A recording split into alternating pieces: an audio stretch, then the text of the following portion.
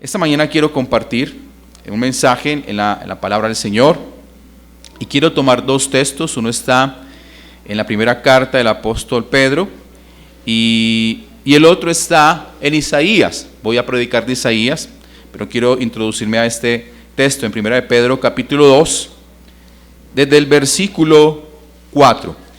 Y el mensaje que quiero compartir hoy es al respecto a nuestro Señor Jesucristo como piedra de tropiezo o como santuario.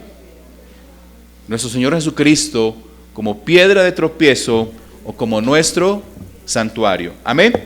Padre, te damos gracias esta mañana y te rogamos que nos guíes a tu verdad. Te rogamos que nos guíes, Señor, en tu misericordia, a que nuestra fe crezca, a que nuestra fe madure, a que podamos comportarnos, Señor, como discípulos que somos guiados, Señor, por tu consejo.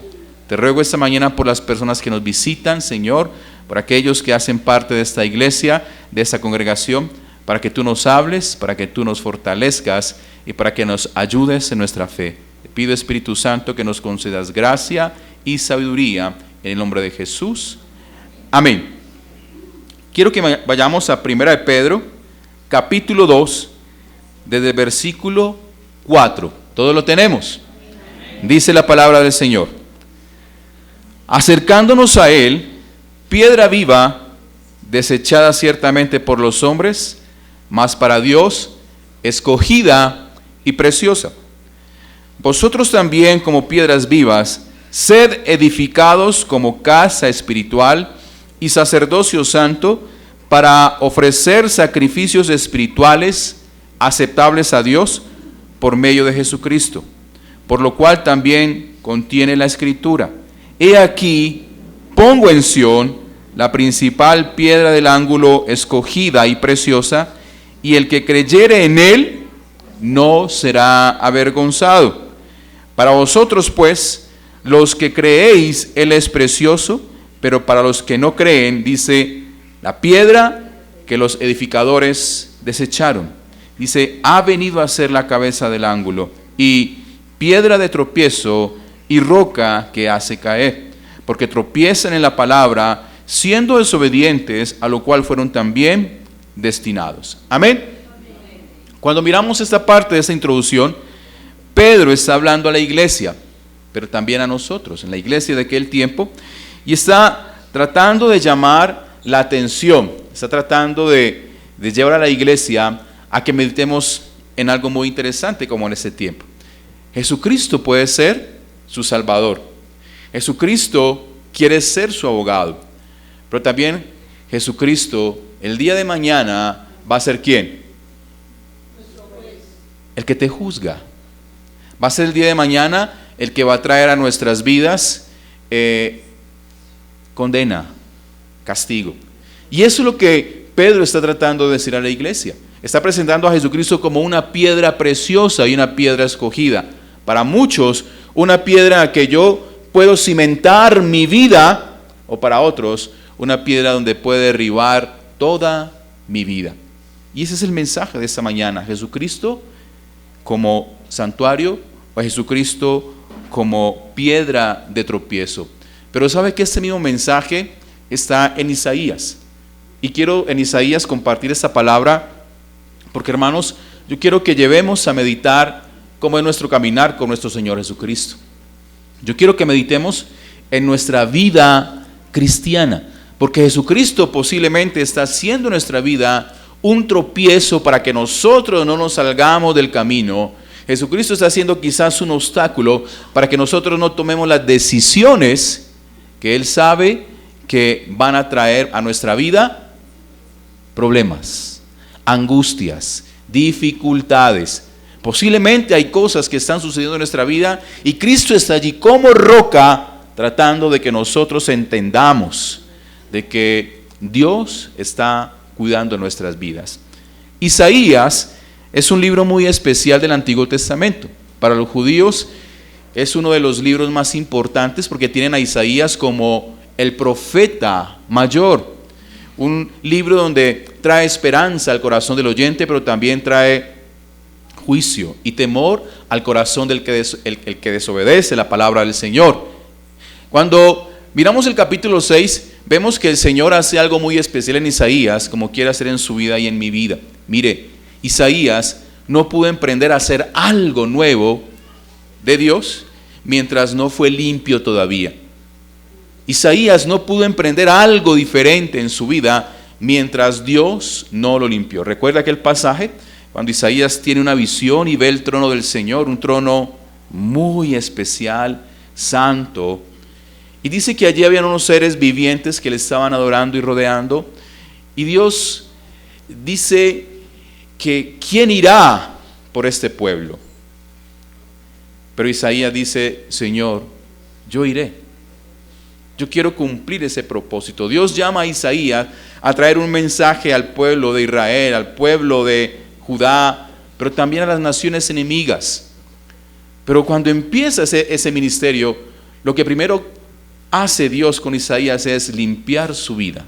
Y dice que uno de los seres vivientes cogió con las tenazas un carbón encendido y lo puso en la boca de Isaías, con el sinónimo y el símbolo para nosotros de lavar y purificar mi vida, hermanos. Mire, si su vida no está limpia delante de Dios, es difícil que Dios pueda orar por medio de usted, por medio de su familia, por medio de cada uno de nosotros. Por eso la palabra dice que todos los días debemos ser lavados. ¿Lavados con qué? ¿Con agua?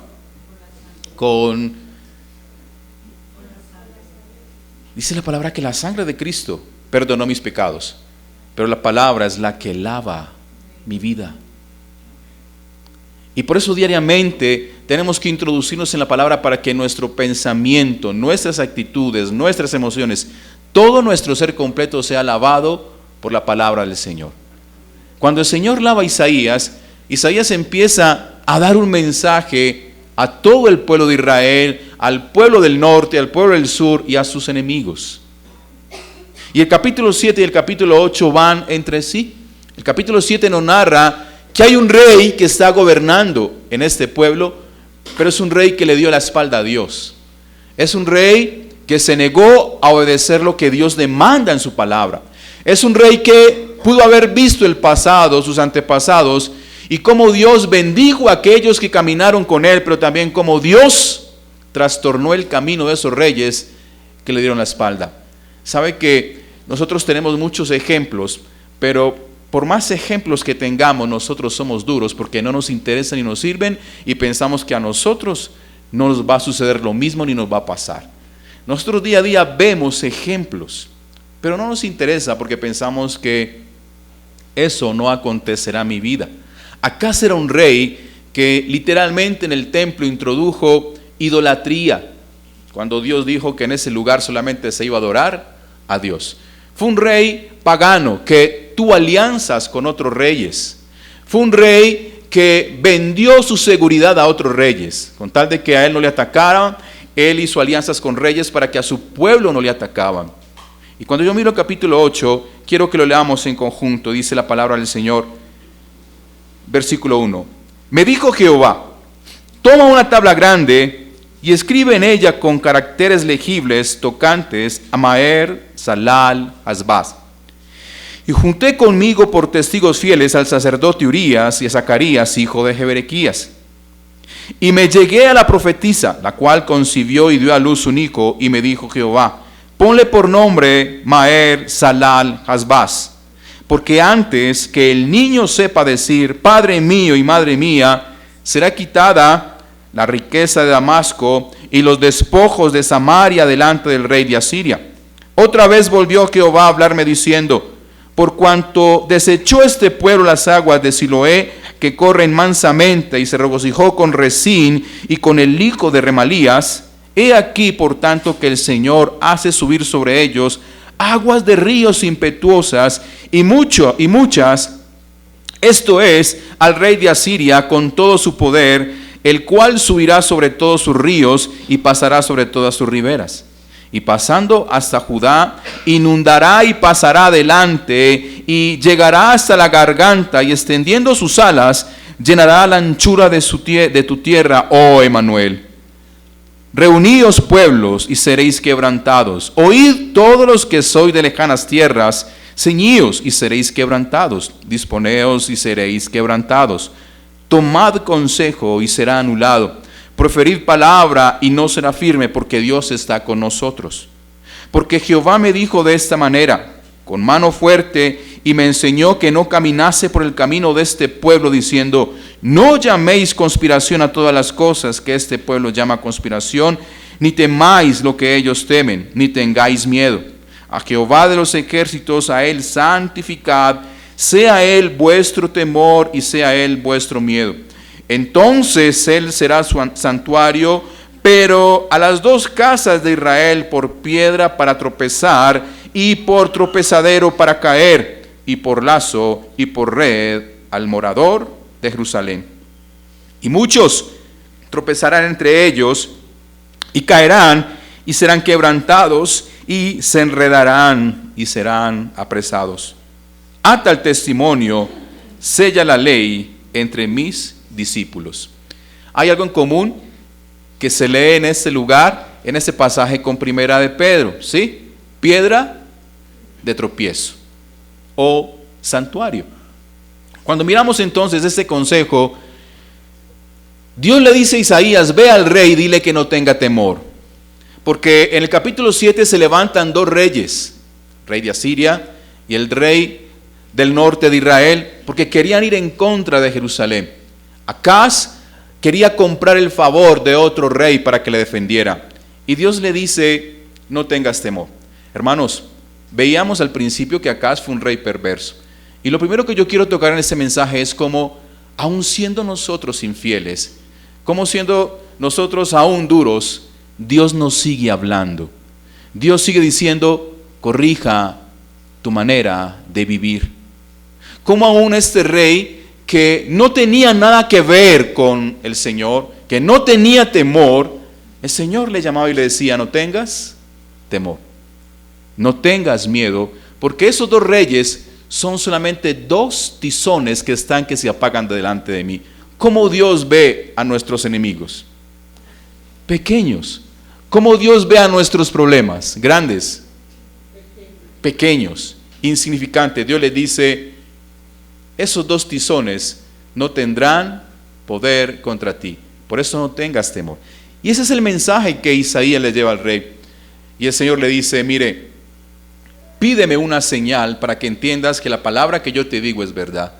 En el capítulo 7, este rey acá se muestra muy espiritual, su actitud muy errónea, porque ante la gente nos mostramos muy espirituales y muy religiosos, pero en el corazón no podemos engañar a Dios. Este rey dice, no voy a pedir nada a Jehová porque no quiero tentar su corazón. Pueden ser palabras muy lindas, pueden ser palabras que son muy honestas, pero Dios le está demandando una señal. ¿Quieres que yo selle esta señal con algo? ¿Que lo que te estoy diciendo va a ser real? Recuerda que ese mismo suceso, el Señor le pidió a un hombre. ¿Lo recuerdan? Gedeón. Gedeón decía, Señor, dame una señal para mirar si lo que tú vas a hacer es real. Hermano, siempre cuando nosotros le pedimos señal a Dios, ojo con tu actitud. A veces le pedimos señales al Señor. Señor, si gana Colombia, entonces es porque sé que. Señor, si llueve. Señor, si no llueve. Señor, si mi hijo me dice tal cosa, entonces sé que es. Hay que tener cuidado con eso. Dios le pide señal a este rey, este rey menosprecia la gracia de Dios. Entonces, Isaías le dice, ¿acaso no entiendes que eres molesto para dos reyes y también quieres ser molesto para Dios? ¿Acaso no entiendes que eres fastidio para dos reyes? No te comportes de la misma manera con Dios. Gracias, mi hermana. Entonces el Señor le dice, listo, ¿estás menospreciando esta mi gracia? Entonces yo te voy a poner una señal. El capítulo 7 nos habla de un hijo que iba a nacer, llamado Emanuel. Y el capítulo 8 usted lo ve, esa confirmación. Hermanos, la primera señal que Dios nos muestra en el capítulo 8 es su gracia. Y su gracia por medio de una familia. Como Isaías no solamente había sido llamado él, sino como sus hijos iban a ser señal de lo que Dios iba a hacer en medio de un pueblo. Le dice el Señor a Isaías, mira Isaías, ve con tu esposa, págale una luna de miel, porque ese hijo que tú vas a tener con tu esposa, antes de que él diga papá o mamá, esos dos reyes van a ser castigados. Una señal. Y entonces le dice Isaías, eso lo vas a escribir en letras grandes y lo vas a colocar en un lugar donde el rey lo vea y todo el pueblo lo vea. Este nombre de este niño es algo especial, porque aunque no seamos del oriente, no entendemos, este nombre de este pequeño significa algo especial. Significa que el que toma la presa está cerca. Imagínense uno llamar, el que toma la presa está cerca todos los días. La gente veía a ese pequeño, eso significa Maer Salal Hasba. Este niño iba a ser la señal de que Dios le está diciendo a un pueblo, al pueblo de Israel, Él es esperanza, pero a sus enemigos Él es su condena. Cuando este niño, antes de que este niño aprenda a decir papá o mamá, yo voy a castigar a ese pueblo. Hay una señal, hermanos. En la vida Dios nos pone a nosotros señales, ¿cierto? Y no las vemos. Y no las vemos. Usted se imagina un letrero inmenso, una publicidad grande anunciando algo en este pueblo, diciendo, versículo 4, porque antes que el niño sepa decir Padre mío y Madre mía, será quitada la riqueza de Damasco y los despojos de Samaria delante del rey de Asiria. El despojador está cerca.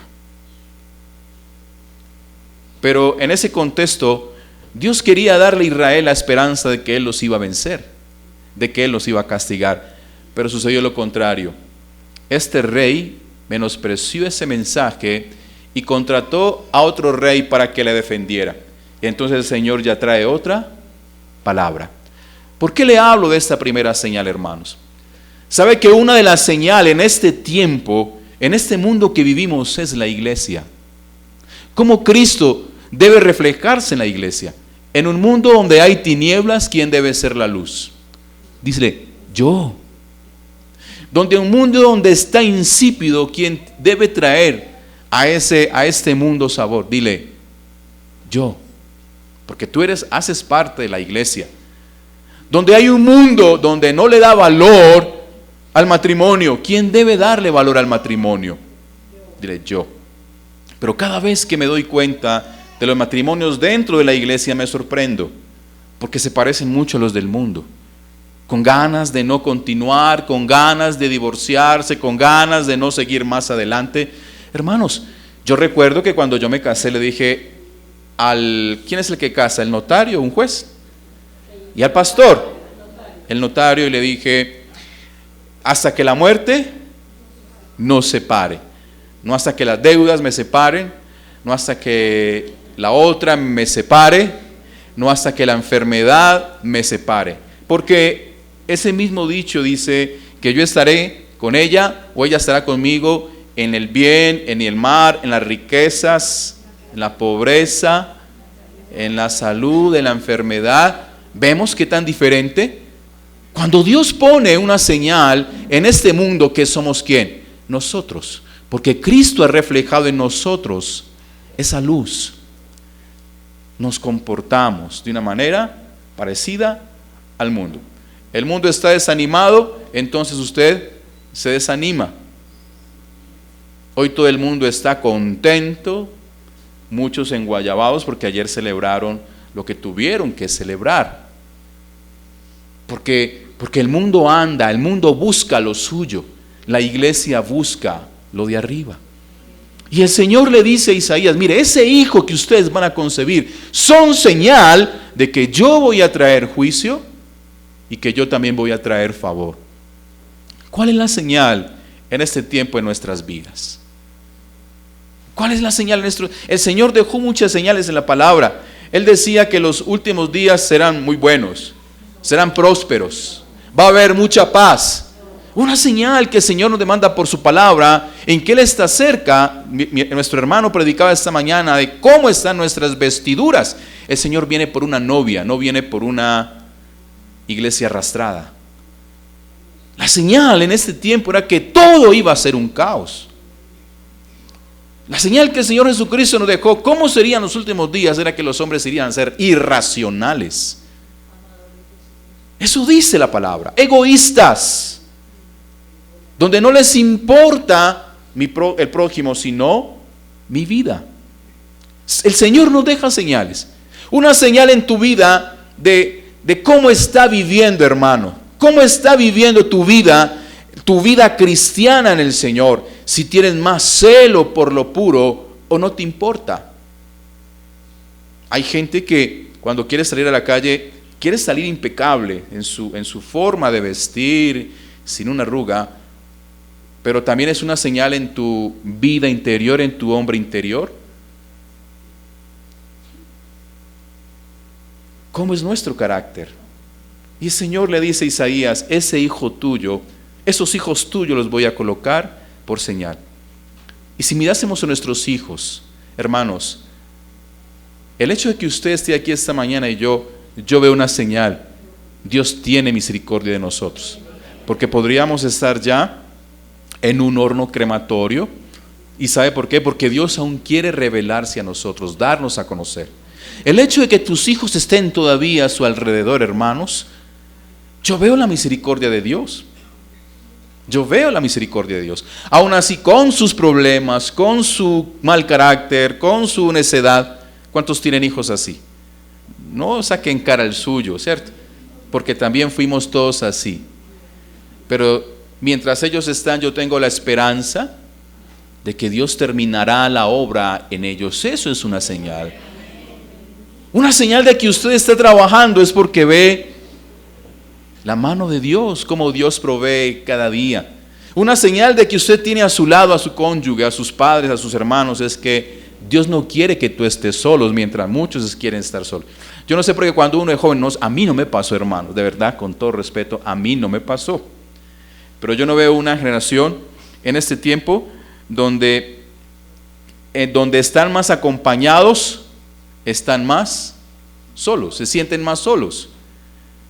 Donde hay más manada, uno ve sus corazones y uno ve cómo hablan y dice, esta gente, estas personas verdaderamente están solas y vacías. Y eso nos muestra unas señales de la ausencia de Dios, hermanos. El Señor pone esa señal para advertirnos, pero también para alegrarnos. En medio de un mundo donde hay desesperanza, nuestra mirada está puesta en Cristo, que es nuestra esperanza. Cuando yo miro lo irracional de este mundo, lo loco de este mundo, luego mi corazón se angustia. Eso pasa. Yo no sé si cuando usted mira noticias, su corazón se angustia, pero no siendo indiferente a eso, poniendo mi mirada en Cristo, mi corazón vuelve a tener esperanza. Señor, algún día todo eso cesará. Algún día todo esto cesará. Ahora, el contexto de este mensaje es que el Señor le dice a este pueblo rebelde, mire, ellos serán castigados. Pero en cuanto a ustedes, la palabra del Señor sigue diciendo en el versículo 5, otra vez volvió Jehová a hablarme diciendo, hermanos, aunque usted menosprecie o aunque no entendamos este versículo que leímos, vuelvo y le digo al principio, cómo Dios sigue hablando a su iglesia, a su pueblo, no solamente el de ese tiempo, sino a este. Cómo Dios sigue hablando porque nos quiere, porque quiere evitar en nuestras vidas el peligro. Y dice, otra vez volvió Dios a hablarme diciendo, por cuanto desechó este pueblo las aguas de Siloé que corren mansamente. El Señor pone unas figuras en la vida del pueblo, lo que desechamos y lo que escogemos. ¿Recuerda aquel contexto cuando dice que el marrano vuelve a dónde? ¿El puerco? Al lodo, porque esa es la naturaleza. Eso es el consejo para nuestra vida. Nuestra vida está tendiendo siempre a buscar ¿qué? Lo inmundo, lo sucio. Y cuando Dios habla de lo inmundo y lo sucio es lo que proviene del mundo, porque esa es nuestra naturaleza. Hermanos, a usted y a mí nos gusta escoger lo que es sensual. Y no estoy hablando solamente en la parte emocional. Cuando hablamos de sensual, lo que nos atrae. lo que nos gusta, lo que es satisfactorio para nuestro cuerpo. Miren, hermanos, usted no se pone una ropa que no le gusta. Así somos nosotros. Puede ser muy bonita, puede ser muy elegante, pero así somos nosotros. Porque siempre escogemos, y cuando el mundo dice, haz lo que diga el corazón, ya lo he dicho aquí, hagamos lo que el corazón nos dicte. El profeta dice, el corazón es engañoso. Hay gente que se mueve de esa manera. Vuelvo y le digo a los jóvenes, es que es tan linda, o a las jovencitas, es que es tan lindo, pero ¿qué hay más allá de esa belleza? ¿Qué hay más allá de esa fachada? ¿Qué hay más allá? Dice la palabra del Señor, por cuanto desechó este pueblo las aguas de Siloé. Y Dios pone un simbolismo y una semejanza. Imagínense unas aguas cristalinas, unas aguas limpias, unas aguas mansas. ¿Está hablando de quién? Del Señor. Está hablando de la ternura de Dios. Está hablando de la pasividad de Dios, de la dulzura de Dios para con nosotros. Menospreciamos el consejo de Dios, entonces Dios dice, listo, les voy a dejar el consejo de ustedes mismos. Romanos dice que el castigo que Dios le dio al hombre, el castigo más grande que Dios le da al hombre es dejarnos a nuestro libre albedrío. Tome usted las decisiones que quiera. El 99.9% de las decisiones que tomamos son erradas. Y parece que son buenas. Yo hice un negociazo. Pero el Señor conoce el futuro. El Señor conoce el futuro. Yo hice una buena elección. Sí, hoy. Nosotros no hacemos elecciones para hoy. Cuando yo me casé para que mi esposa me haga una ceremonia y llore por mí y me entierre. Obviamente después de 80 años. Cuando yo me casé, ¿era para qué? Para siempre. Por aquí dicen que aguanta mucho. De vida. Cuando uno toma decisiones, tiene que saber tomar decisiones no para hoy. ¿Para cuándo? Para siempre. Y el Señor dice, ustedes dejaron las aguas de Siloé. Las aguas de Siloé son un arroyo, y la Biblia nos habla de este arroyo, desde el monte Sinaí hasta allí la ciudad de Sión. Y cómo en ese arroyo el Señor describe ciertos momentos en la Biblia. El monte Sinaí, ¿qué representa para nosotros? Puede representar muchas cosas, pero ¿qué sucedió allí? ¿Qué sucedió allí en el monte Sinaí? El Señor trajo a nuestra vida dirección por medio de la ley. El Señor le dio identidad a un pueblo por medio de la ley. El Señor le dijo a un pueblo, yo quiero ser su Dios, yo quiero que ustedes sean mi pueblo.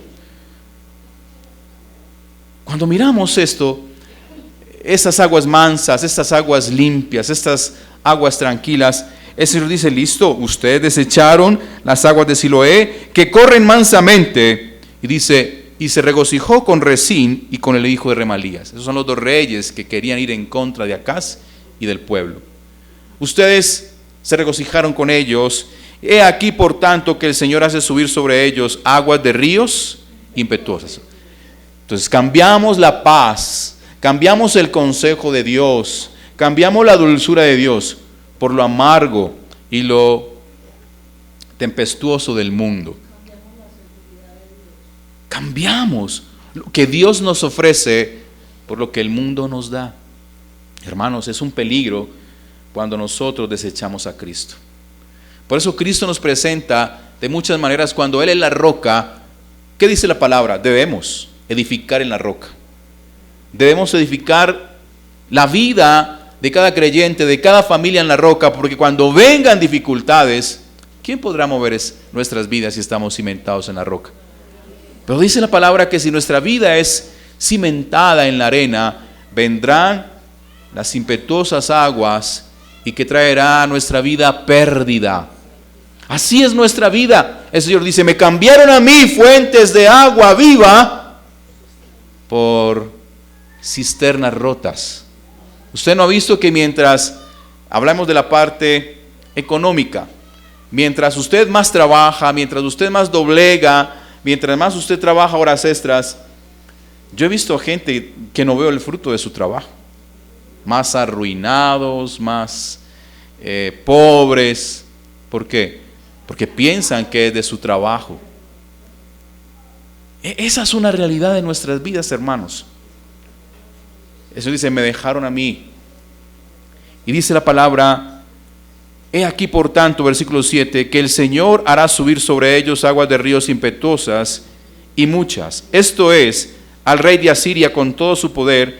Ahora ya está llamando al rey de Asiria como un río de agua impetuosa, donde los iba a inundar. Todo este texto dice, y los va a inundar hasta el cuello. Van a tener problemas. ¿Y va a ser hasta dónde? Hasta el cuello. ¿Cuántos han tenido problemas así?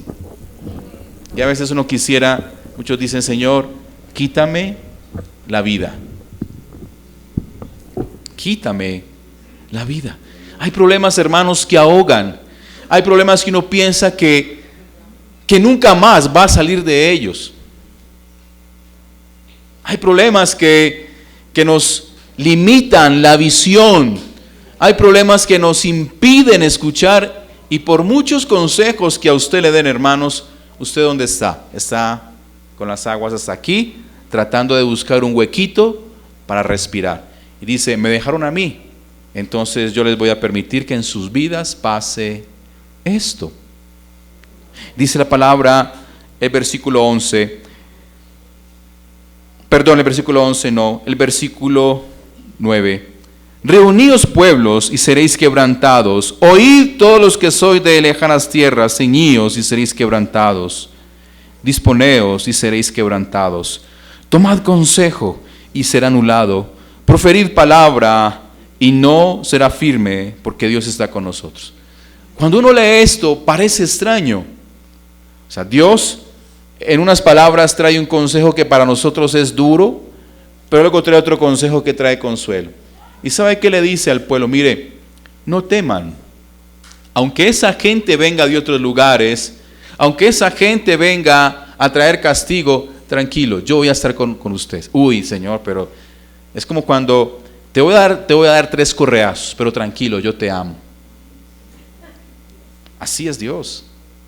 Le dice a su pueblo, yo voy a enviar a ese rey, va a traer problemas a su nación, a su vida. Las aguas no solamente van a correr y van a inundar las praderas, sino que va a llegar hasta el cuello. Pero nos dice a nosotros, pero tranquilos.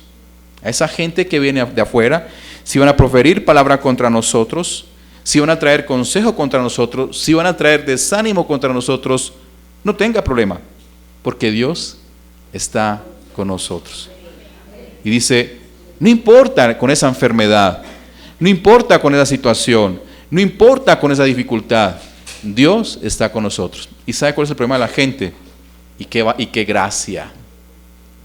Y qué gracia que Dios esté con nosotros en este duelo. Qué gracia que esté Dios con nosotros en medio de la escasez. A mí, ¿qué me sirve eso? Dirá mucha gente. Hermanos, lo que decía desde el principio. Cuando usted dice, Señor, tú eres todo para mí. Yo soy todo en medio de la prueba. Yo soy todo en medio de la aflicción. ¿Me puedes adorar y cantar en medio del cansancio? Porque es muy fácil adorar a Dios cuando todo está bien.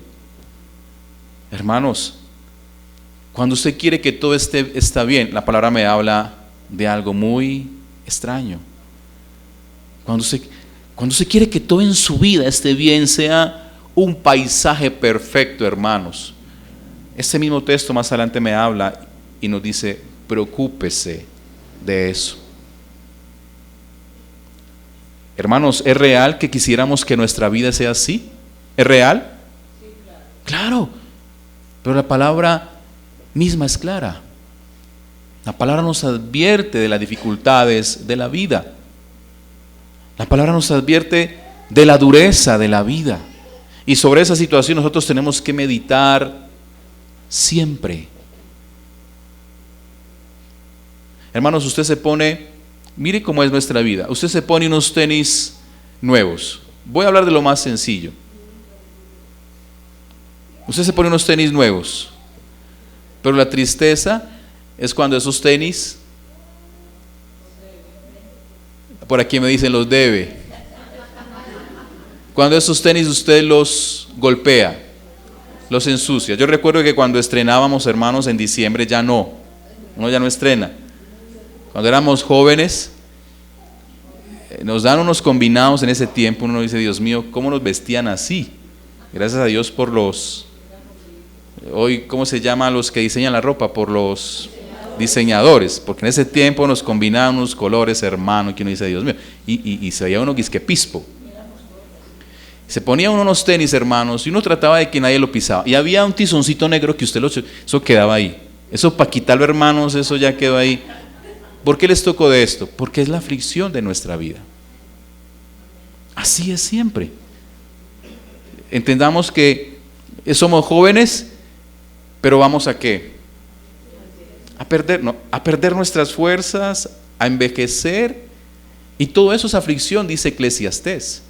Por eso le dice a los jóvenes, ¿qué le dice a los jóvenes? Eclesiastés le dice, jóvenes, desgaste su vida, trasnoche, experimente cosas nuevas, disfrute, pruebe de todo. Eso dice. Pero acuérdate de tu Creador, porque Él tomará en cuenta eso. Y ten en cuenta que van a llegar días malos en los cuales tú no vas a tener contentamiento ni complacencia.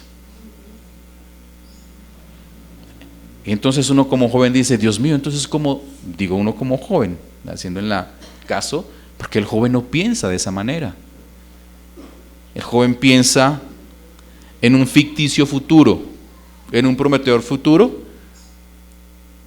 Y la palabra nos dice a nosotros, hermanos, la realidad de la transitoriedad de la vida, que es corta. ¿Usted entiende eso? Entonces, cuando entendemos que nuestra vida es corta, deberíamos ser más diligentes, prepararnos más, planificar más. Y Dios le dice a este pueblo de esta manera, le habla de esta manera. Dice de la siguiente manera, versículo 11, porque Jehová me dijo de esta manera con mano fuerte y me enseñó que no caminase por el camino de este pueblo diciendo, no llaméis conspiración a todas las cosas que este pueblo llama conspiración, ni temáis lo que ellos temen, ni tengáis miedo. ¿Qué le está diciendo el Señor a Isaías y a la gente que quiere tomar esta palabra? Mire, no tomes en cuenta lo que el mundo y lo que este pueblo está vociferando y está diciendo. Todo es conspiración, todo es mentira, todo es un plan macabro. Entonces todo se llama conspiración, eso no es verdad, eso es mentira. Esta semana hablaba con un docente preocupado, escuchábamos la preocupación de un docente cuando todo este tema que estamos viviendo hoy de la forma de cómo hablar, de la forma de cómo expresarnos, que ya uno tiene que tener cuidado cómo expresarse. Él decía la preocupación de poder enseñar en los colegios, porque cualquier palabra que ellos digan mal, como dice, va a ser utilizado en su contra, porque ofendió a alguien. Y fue algo así cercano a lo que alcancé a escuchar. ¿Cómo hace uno para llamar a un joven con el nombre de un joven varón con el nombre de una niña? Eso es como tomar un ejemplo, decirle a un jovencito que es varón, llamarle, sí, un nombre, hola you lady.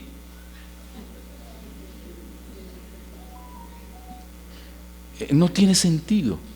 El problema es que tienen que obligarlo a llamar así. No decirle, ¿cómo le habla a una persona así? Caballero, se ofende. Joven, se ofende. ¿Cómo llamaríamos a una persona así? Hoy es triste como nosotros, y aunque la gente dice no, alguien decía, a nadie obligan a nada, le decía a una persona, estás en contra de la verdad. Porque sí nos llevan a tomar una conducta diferente. Nos llevan a tener una conducta diferente. ¿Sabe a qué nos están llevando? A que tener hijos hoy, me preocupa de los cristianos, no del mundo, que tener hijos hoy es un riesgo. Mano, todo en la vida es un riesgo. Usted se levanta y es un riesgo levantarse porque se tropieza en unas escalas y perdió la vida. Todo en la vida es un riesgo. El salir de su casa es un riesgo. Y hoy están enseñando a nuestros jovencitos que procrear es un riesgo. Porque no sabemos cómo es el futuro, está tan duro. Y usted me dice, ¿qué serán de nuestros hijos en aquel tiempo? Pero recuerde que si Jehová es su Dios, que si Jehová es su Señor, ellos vivirán confiados y reposados. ¿Cómo no tener esperanza de procrear hijos para que amen a Dios? ¿Cómo no tener esperanza de levantar hijos que teman a Dios y enseñarles su misericordia, su poder y su favor? Pero hoy tenemos esa conducta. Y eso no viene de Dios, eso viene del mundo. ¿Por qué? Porque hay temores en muchas de nuestras mujeres y en muchos de nuestros hombres, más que temores, irresponsabilidades. Si ve lo que el Señor le dice a Isaías, aunque este mundo hable de esta manera, usted no tenga temor. Aunque este mundo diga no hay esperanza, usted no tenga temor. ¿Sabe que hace poco estoy estudiando, no sé si el libro ya llegaría, no sé si, un libro que se llama Apaga tu celular y enciende tu cerebro? Quería de enviárselo a algunos hermanos y se los voy a enviar. Son 3 horas de conferencia. Él nos está tratando de decir de qué se trata este libro. Y lo que este hombre dice literalmente lo que Isaías estaba diciendo. Mire, aunque esta gente hable de esta manera, usted no tenga temor. No sigas el camino de ellos. ¿Sabe que una de las cosas que este libro nos invita es a entender que quieren dañar, como se está haciendo, la identidad de una familia? Porque cuando se daña la identidad de una familia, es más fácil doblegar los individuos, las personas. ¿Y sabe hasta dónde está llegando esto, hermanos? Que ya no se necesita de un vientre de una madre, ni de un padre.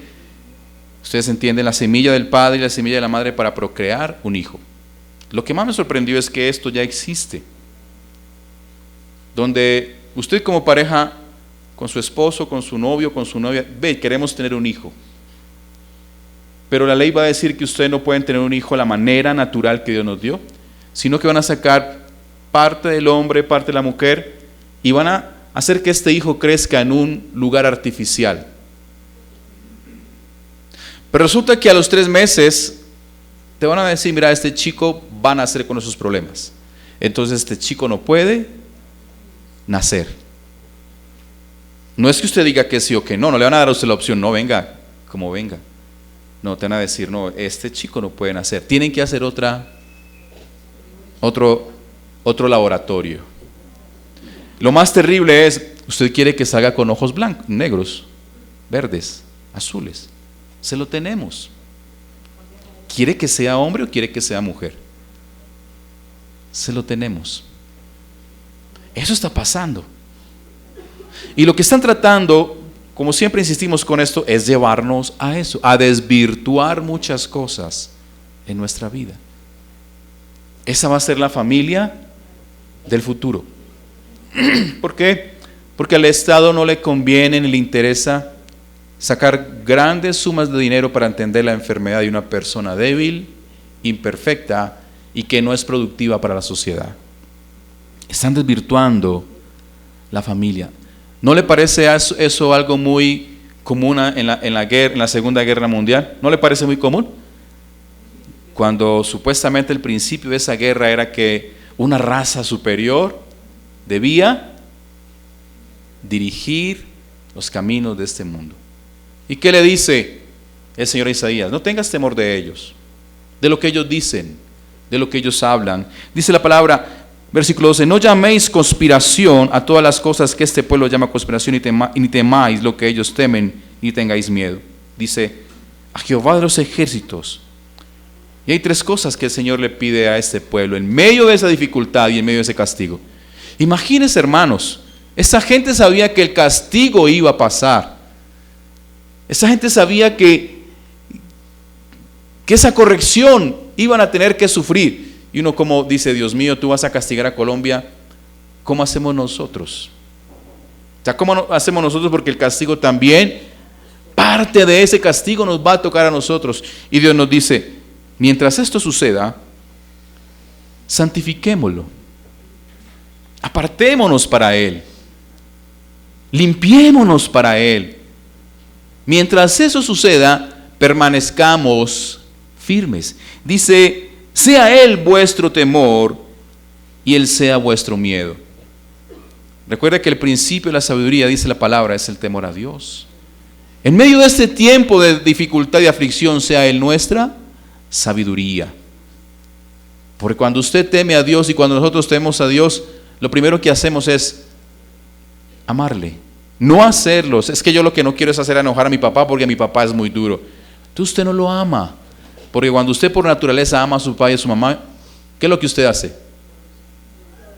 Lo que es sensato. Si me hago entender, es que no hago esto porque a mi papá no le gusta. No, venga, primero usted tiene que entender el amor de Dios para que puedas comprender por qué Él no quiere que hagas esto. Él no quiere que pienses en esto. Y le dice, mientras eso suceda, santifíquense. Limpien su manera de pensar. ¿Por qué? Porque cuando nos quieren cambiar la manera de pensar, trae a nuestras vidas debilidad. Pastor, ¿cómo así? Sí, cuando usted tiene una manera de pensar y alguien le dice, no hagas eso, usted es bobito, haga más bien eso no tiene sentido, yo ya hice eso y a mí me fue mal. ¿Y usted qué hace? Miren lo que pasa, lo contrario. La gente que emigra de nuestros países y del Asia, emigran a esos países con la esperanza de la noticia que escuchó él que le fue bien. Pero resulta que se fueron 10,000, pero le van bien a 100. Y entonces usted dice, ¿y los otros 9,900 qué? ¿Usted pone la esperanza en qué? ¿En qué ponemos la esperanza? En los 100 que les fue bien, pero menospreciamos en la gran cantidad que tuvo un desastre. Así es nuestra vida. Y el Señor dice, pongamos la mirada en ¿quién? En Él. Por eso tenemos que limpiar nuestra manera de pensar. No solamente tomar esos espejos como si a ellos les fue bien, entonces a mí también me irá bien. Hoy hay algo muy peligroso que está sucediendo en nuestro país y en nuestra región.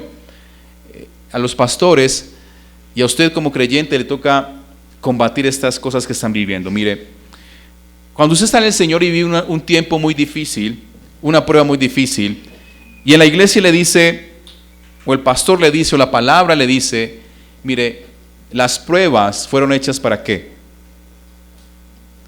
Para que nuestra fe fuera ¿cómo?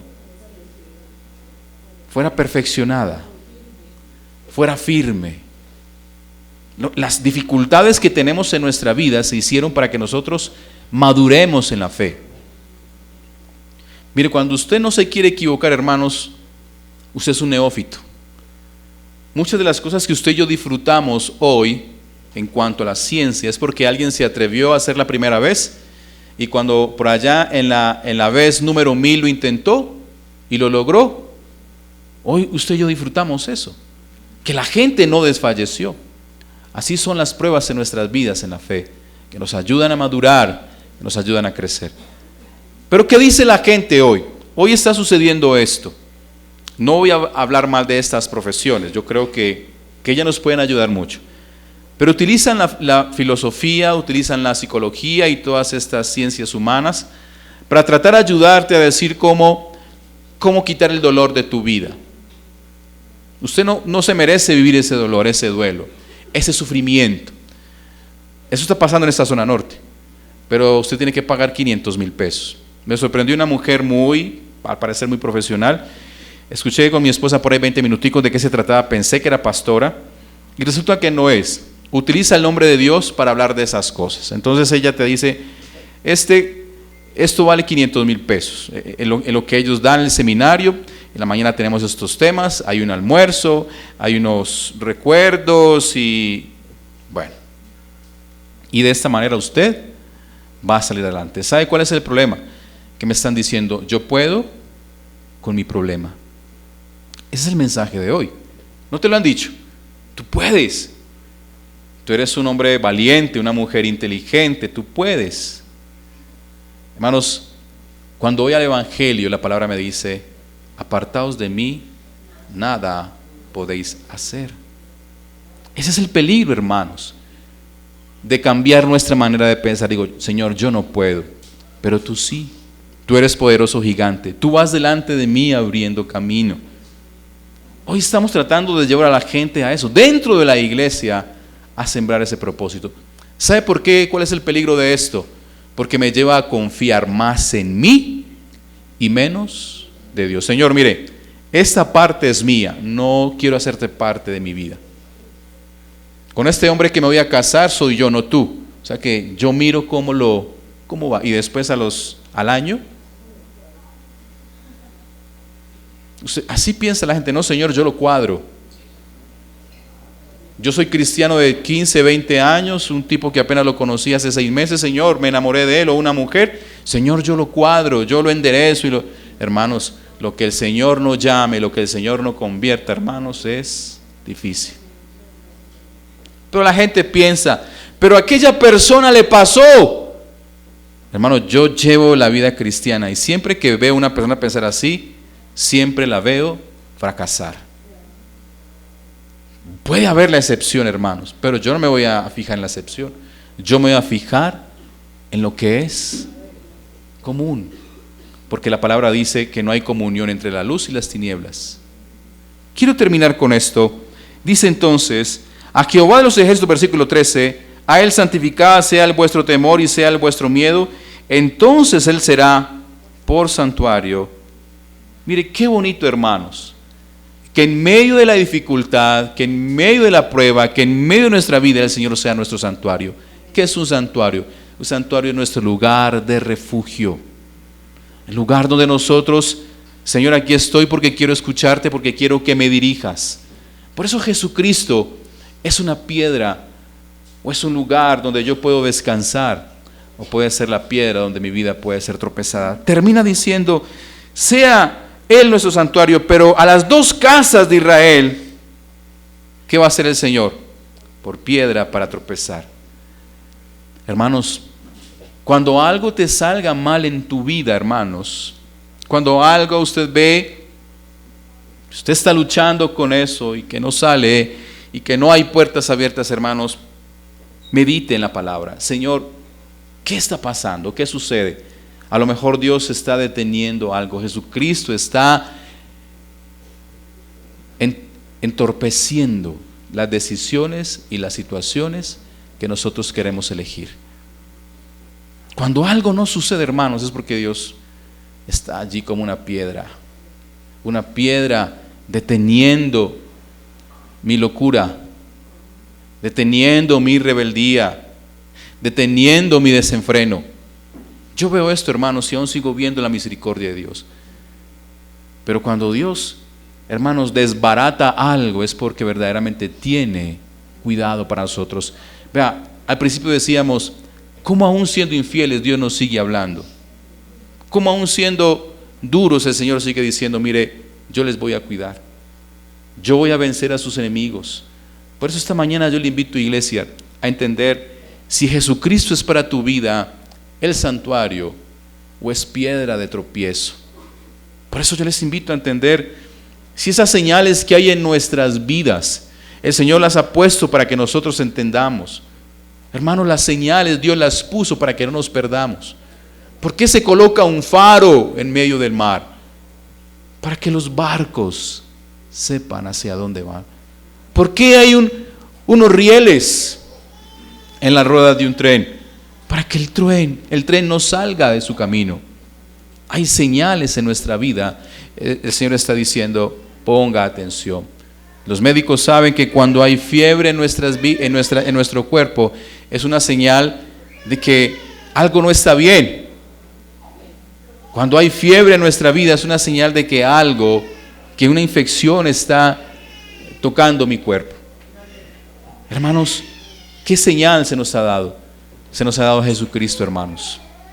Por eso la palabra dice, a Él miremos y a Él escuchemos. No menosprecie la palabra del Señor. Dice la palabra del Señor, buscad al Señor mientras pueda ser hallado.